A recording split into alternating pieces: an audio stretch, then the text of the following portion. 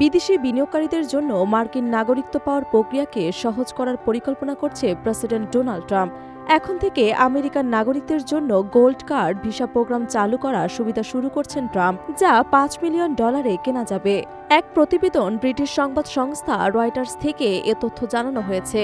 প্রতিবেদনে বলা হয়েছে, স্থানীয় সময় মঙ্গলবার এ সংক্রান্ত নির্বাহী আদেশে সই করেছে ট্রাম্প।